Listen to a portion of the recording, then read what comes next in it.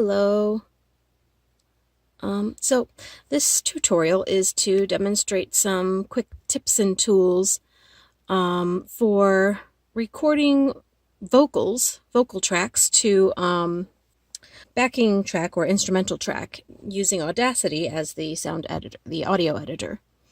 So I'm just going to take you through what a typical recording session would look like in terms of the setup and things like merging tracks and, how you can stop and start the recording so that you're not trying to do the entire recording in one take from the beginning to the end of the song straight through. That's not necessary to do, because the advantage that you have with studio recording over live performance is you don't have to get it perfect in real time, in front of an audience. So you might as well take a little more time and get everything just as perfect as you want it.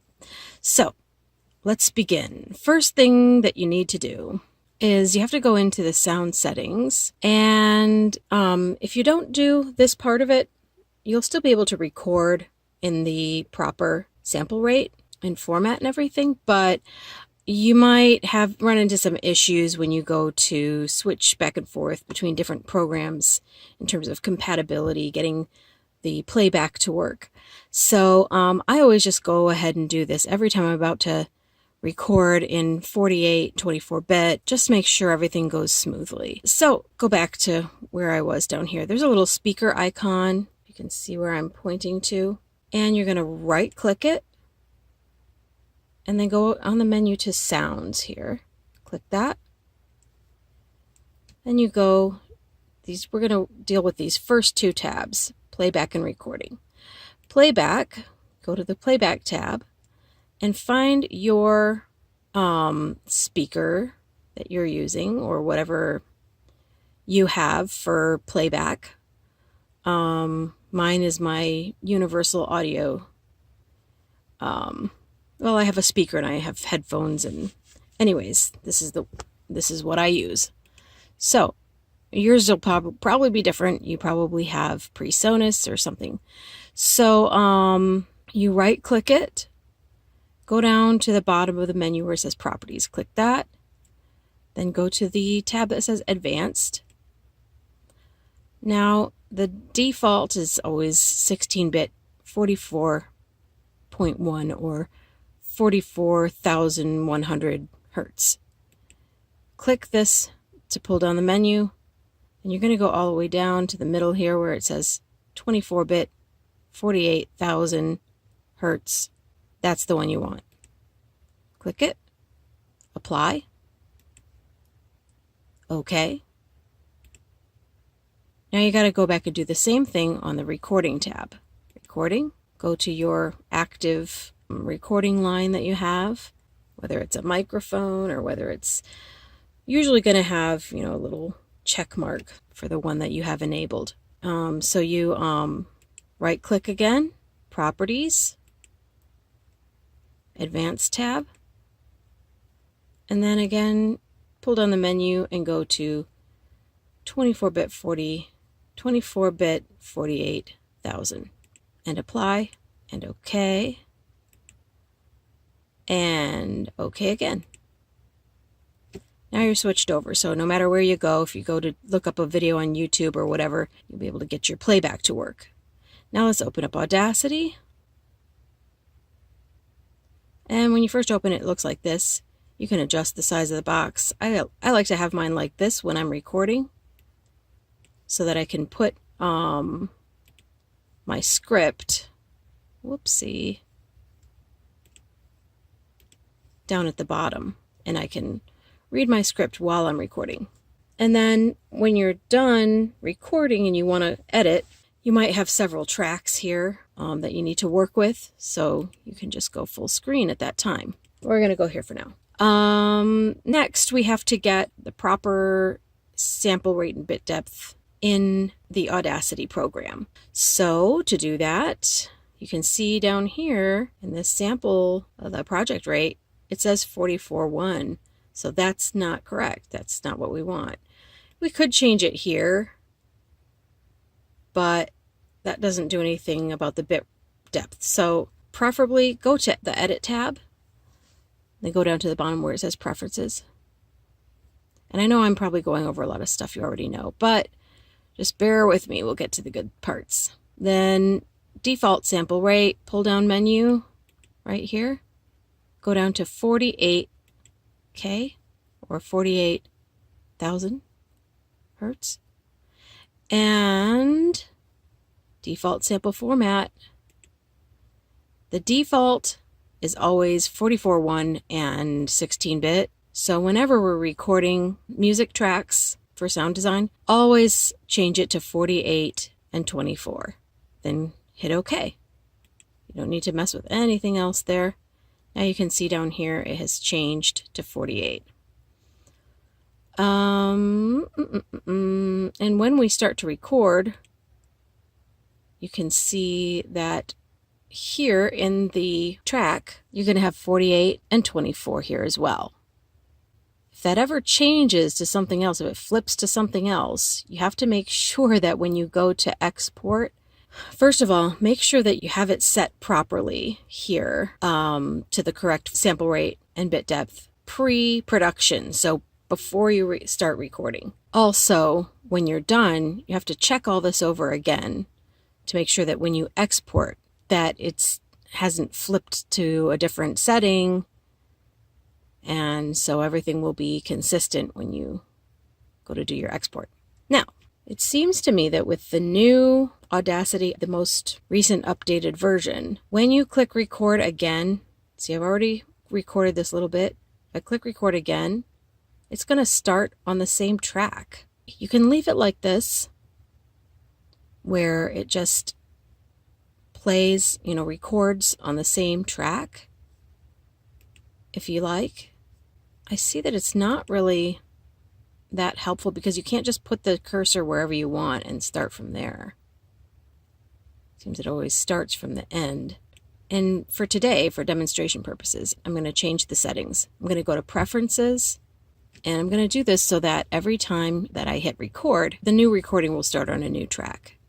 You just go to Preferences, you go to Recording this time, and go to Options here. There's a box you can check. Always record on a new track. So click that. Okay.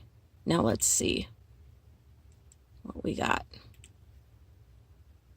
Stop the recording and play, and it starts on a new track. But basically, all you need to know is wherever you put the cursor, it'll start recording from there on the next track below it, on a new track. So to continue with the setup, you're going to need to import the instrumental track.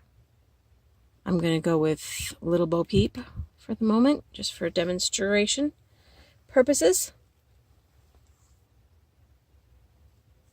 And this will be in stereo, meaning two tracks that are identical like this, that are joined together. You'll need to record your voice track in a mono track. So basically, you just need to make sure you go to this little drop down here and make sure you've got a choice between stereo to record in or mono to record in. And you want to always make sure you've got mono. And let's make sure we've got everything set properly first. Yeah, I see that the project rate for this is 44.1. So the instrumental has a different project rate. That's not a problem. Just make sure that you've still got your recording quality right here set to 48 and 24. And that's what it will record in. You got to set that up pre-production. It's not good enough to think of that after you've already recorded in 44.1 and then go, oops, well, I'll just change it down here. No, because, it still won't be the same as recording in 48K. So we've got that set, and I don't think there's anything else that we need to do setup-wise. So I'm going to go ahead and, just for example purposes, do a little recording here. Oh, Well, you have to make sure you can hear the track, the instrumental track. It's not muted. It's probably because I switched it over in the sound system to 48, but this is 44.1. So, oh, okay. But when I switch it to MME, now it's working. Okay. Oh, nope, it's still not. When I hit record, it's not playing the, so there's something wrong. Okay. Here's why it's not giving me the playback while I record. You have to go to Edit tab and then Preferences, and make sure that when you go to Recording, you're going to need to have this box checked. Play through other tracks while recording overdub, and everything else looks good. I'm going to switch this back to WASP if I can.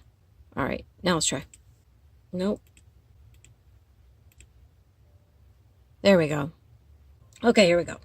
Little Bo Peep has lost her sheep and doesn't know where to find them.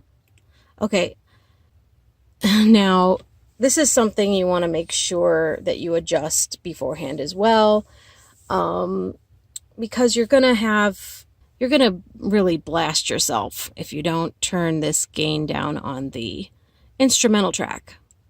You want to make sure you have a good balance so you can hear yourself and you can hear the music at the same time. You want to be able to hear the music well enough to match pitches and to keep up with the beat rhythmically, to come in at the right times and everything. But you don't want it so loud that well, never mind. You get the point. Just make sure you get it to just the right level here, and then when we're all done, we're just gonna like remove this track when we go to render the voice track, because we don't want the sound, we just want the voice. We just want the voice track alone without the music. So I'll go back here, and now let's say I just want to start from where I left off. I'm like, oh, I'm happy with how this went. Just gonna start where I left off. So you just put your cursor, remember, you need to give yourself some advance warning. So we'll go here.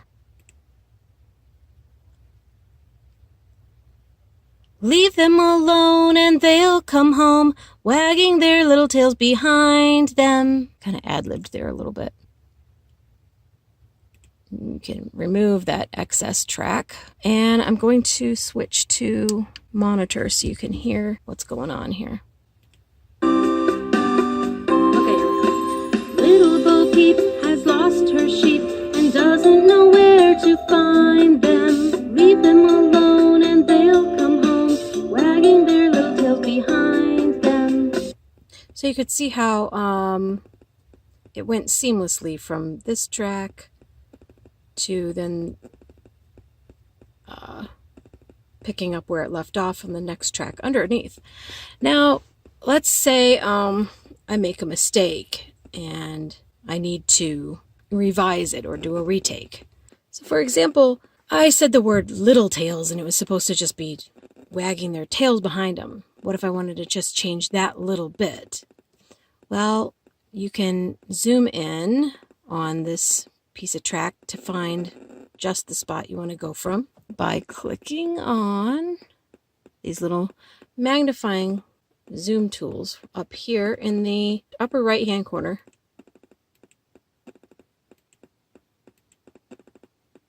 All right, and now you can see this is about where I want to go from, but I want to leave this part alone. I really liked how I did that part. I just want to change this last part.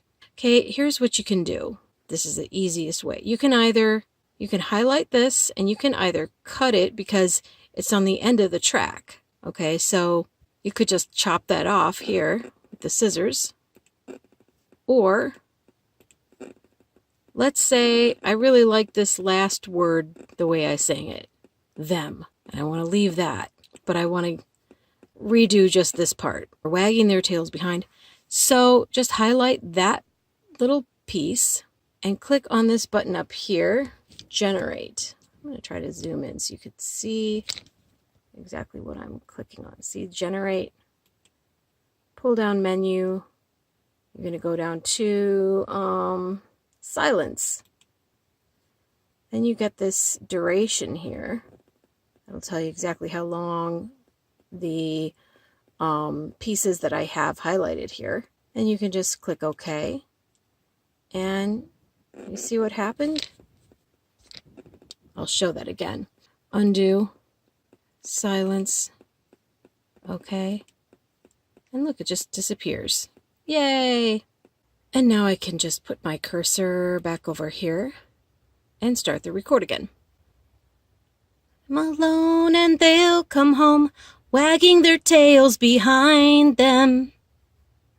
You could sing right over that, but then just clip off that one because I want to save this one. And I can clip off, well, you can't cut because then it'll move. So you'll move it all the way down there. That's not where I want it. Undo.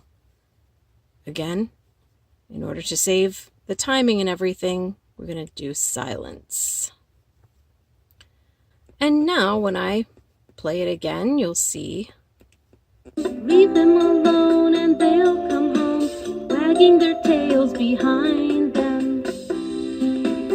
It's pretty much seamless, you know. I mean, it sounds natural. It doesn't sound like there's any unnatural pauses or anything overlapping. So when you're all done with everything, with all your voice tracks, you go through the whole song this way, adding on pieces, and you might have like 20 some odd tracks down here.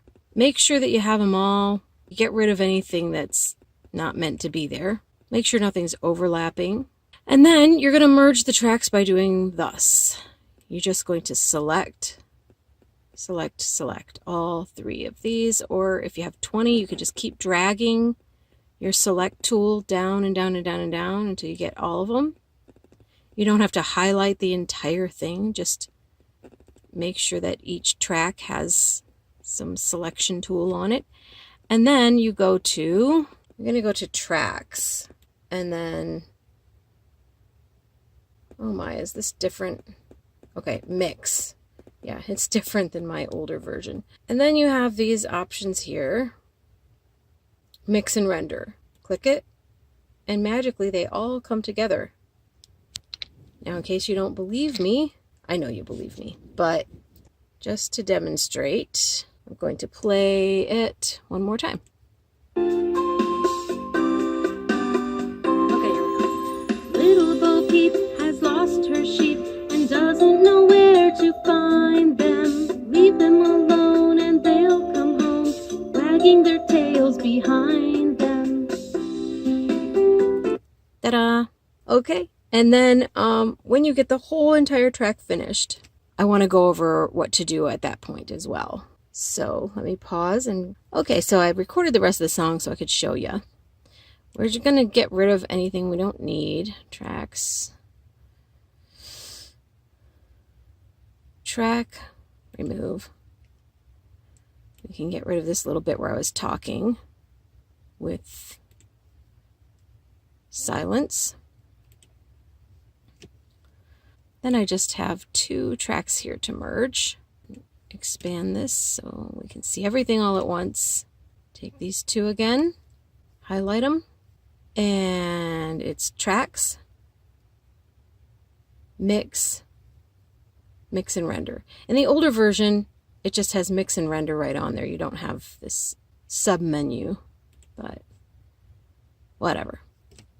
We also need to do one other thing. Make sure that we have some room tone at the end. And to do that, you want to have the instrumental track muted so you can just get a nice clean room tone. Or we can just get rid of the track at this point because we're done with it. And then go to the end here, and we need, give us about 2 seconds of room tone would be nice. So you just simply hit the record button and count to 2.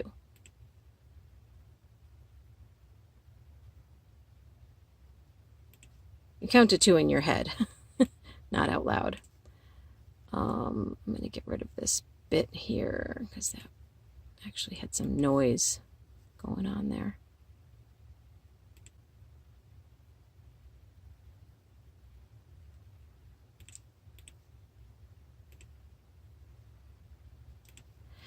Now here's my nice clean room tone. And with this little tool up here, this little arrow, this thing that has arrows on both ends, you can move these tracks around. Isn't that nifty? And then go back to your selection tool. Again, we select, highlight, tracks, mix and render. Done. Now, we've got everything all complete. The only thing left is to export it to WAV. Or WAV. I say WAV. Sorry, but sorry, WAV people. Okay. To do this, you go File, Export, choose WAV. And of course, Audacity has a really stupid, weird way of doing this. You're going to choose where you're going to save it to, of course. For now, I'm just going to go to desktop for demonstration purposes. And I'm going to name it test. Okay, now what you have to do to make sure that it saves in the correct format, the 48K 24-bit, is click on this drop-down menu, choose Other Uncompressed Files. Now you get this format options. You get a pull-down menu, but WAV is already the default here, so that's very good. And you get a pull-down menu here, signed 24-bit PCM, and then you're done. You can just save. Okay. And now let's see what we've got. Okay, I was looking for it. Here it is. We're just going to open it up to make sure that it did the correct thing that we wanted it to do. I'm going to right-click, open with Audacity. And then, yep, everything looks correct.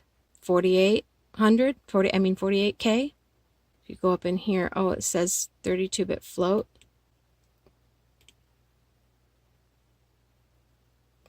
You can still change it to 24, like that. And that's okay. If you go to the Audacity forum, it explains why that does that. Audacity imports all uncompressed audio data in 32-bit. 32-bit is the highest quality. For compressed file types, it appears to depend on how the importer. So we did save as uncompressed, which is highest quality. Lossless, which means the file won't degrade as easily over time. And it automatically opens in 32-bit, so you can work on it more easily in 32-bit with more precision. And then it samples it back down to 24, whatever you have chosen. And it's always fine to sample down. Down sampling is something you can always do if you're going from a higher quality like 32-bit, and what you want to end up with is 24-bit. It's perfectly fine to downsample. What you can't do is you can't start out at like 16-bit and then try to upsample it. You know, if you record in 16-bit and then try to upsample to 24-bit, it's still going to have the 16-bit quality. So it's fine for it to say 32-bit. It'll downsample back down to 24, no problem. So that's it. That's the file you would send, and hopefully that's helpful. We'll see you again next time. Bye-bye.